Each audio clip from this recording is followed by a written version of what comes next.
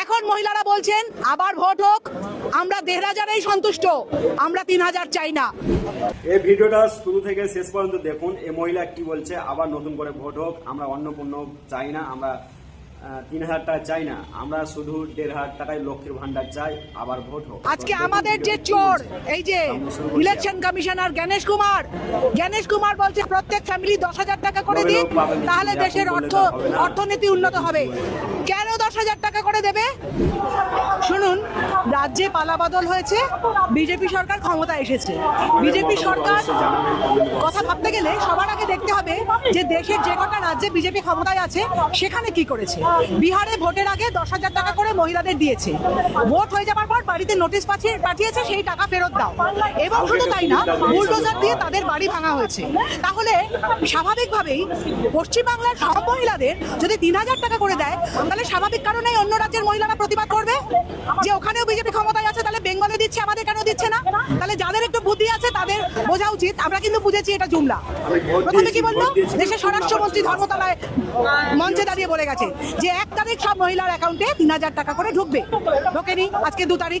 তারপরে নারী সুরক্ষা কল্যাণ মন্ত্রী অগ্নিমিত্রা পাল, যার কোনো রাজনৈতিক ব্যাকগ্রাউন্ড নেই, যে আসানসোলের রাস্তাঘাট চেনেন না, পাবলিক ওনাকে জিজ্ঞেস করছে বলুন তো এই জায়গাটার নাম কি, বলতে পারেনি। বলছে আমার তো জানার কথা না। তাহলে আপনি কিসের বিধায়ক?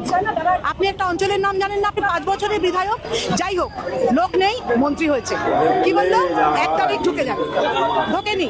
তারপরে ১২ পাতার একটা ফর্ম, সেই ফর্মে আপনার বাড়িতে যে কজন মেম্বার, তাদের সম্পত্তির খতিয়ান, তাদের ব্যাংক ডিটেলস, আপনার বাড়ির মেঝেটা মোজাইক না সিমেন্ট না ইট না মাটি, সেটা দিতে হবে।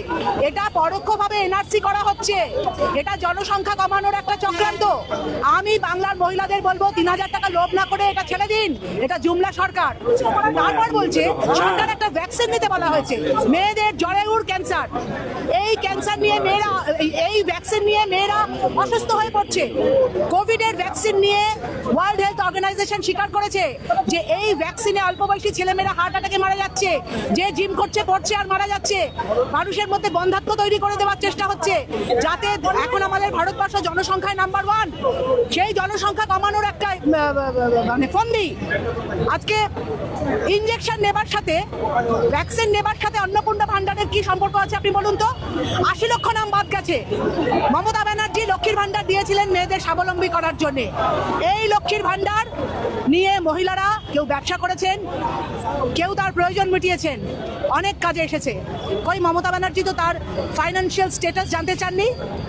এখন মহিলারা বলছেন আবার ভোট হোক, আমরা ১,৫০০ সন্তুষ্ট, আমরা ৩,০০০ চাই না।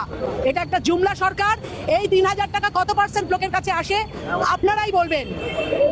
আর এই যে অন্নপূর্ণা ভান্ডারের নাম করে আপনার ফ্যামিলি ডিটেলসটা নিয়ে নিচ্ছে, এতে আপনার অ্যাকাউন্টটা ফাঁকা হবার একটা কল। এই যে আধার প্যান লিংক, সমস্ত টাকা আপনার গায়েব হয়ে যাবে। আজকে আমাদের যে চোর, এই যে ইলেকশন কমিশনার গণেশ কুমার বলছে প্রত্যেক ফ্যামিলি ১০,০০০ টাকা করে দিন, তাহলে দেশের অর্থনীতি উন্নত হবে। কেন ১০,০০০ টাকা করে দেবে? একটা লোক মাথার ঘাম পায়ে ফেলে রোজগার করেছে, ৩,০০০ টাকা দিয়ে আপনি মূর্তি করেছেন। ১৪০ কোটি মানুষের অ্যাকাউন্টে ১ কোটি টাকা করে দিন না।